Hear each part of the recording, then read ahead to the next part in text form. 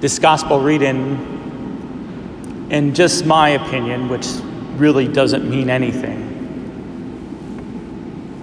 but in my opinion, this parable of Jesus is his second greatest parable, the first being that of the prodigal son. That's my favorite parable of Jesus.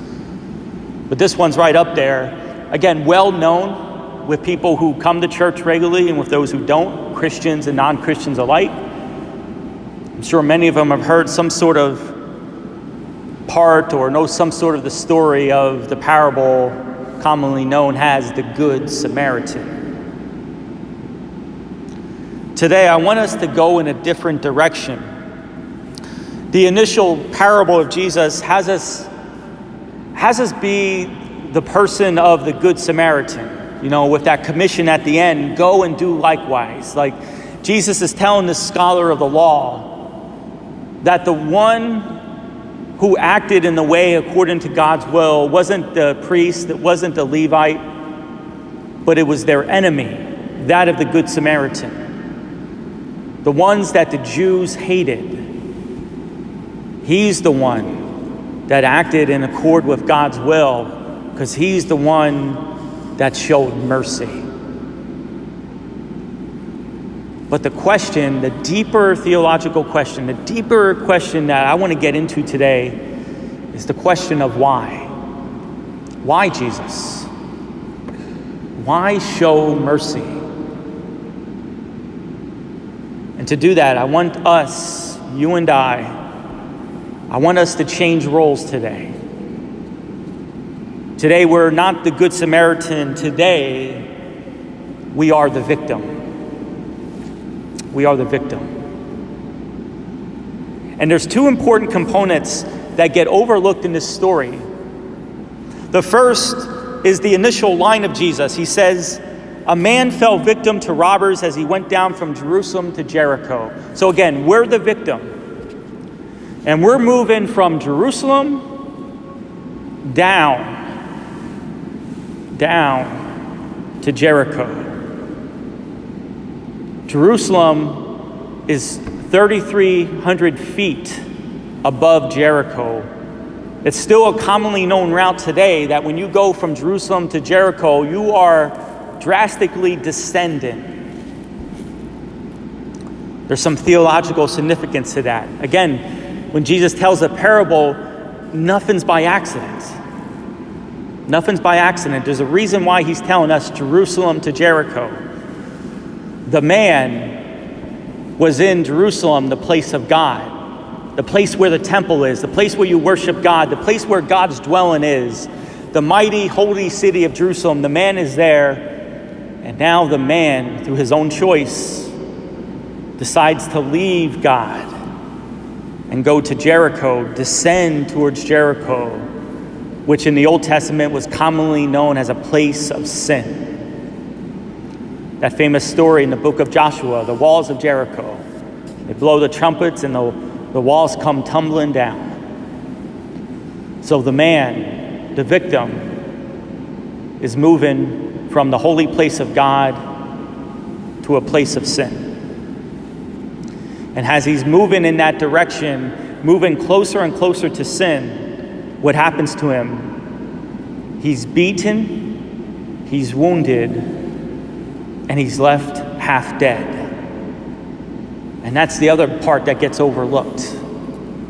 Half dead. He's not completely dead. He's only half dead, which also means he's half alive.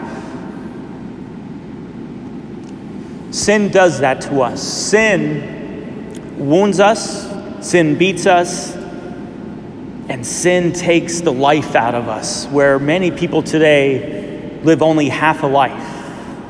They're only half alive. And not only that, through our own personal choices with sin, it bounds, it beats, it wounds, it takes the life out of us. Then the other people's sins come into play as well. And their sins beat us and wound us and leave us half alive. And we walk around life, and we walk around as disciples, as beaten, wounded people discouraged by the weight of our own sins, and people still hurt and can't forgive and filled with anger from maybe the sins of others that have been inflicted upon them. Where living has wounded people half alive. And I think why so many people, so many Catholics, they get no satisfaction out of the Mass, no satisfaction out of the faith, because they don't know that they're half dead, but also they don't know of the healing power of Jesus Christ, of prayer and of the sacraments.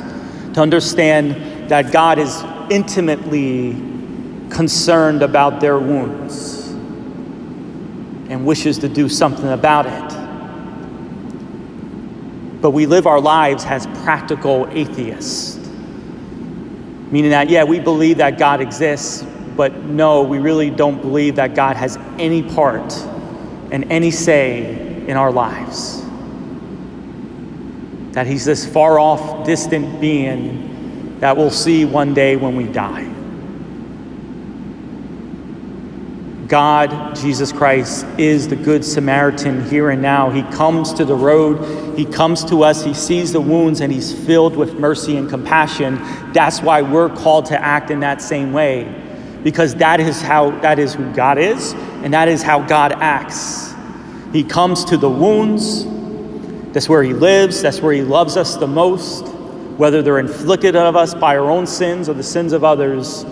He loves us, is filled with compassion, and he pours oil and wine and bandages them, then lifts us up, places us on an animal, and takes us to the inn, pays our bill, and then says, when I come back, I'll pay more if I have to. Notice the constant interaction and intervention of God, always constantly addressing our wounds and bruises and filling us with life. This happens when first and foremost we have this willingness to say, God, I surrender my whole life to you, even my brokenness, surrender it over to you. And then also again allowing God in prayer, in the sacraments, and to know and to trust that God is actively involved in our lives.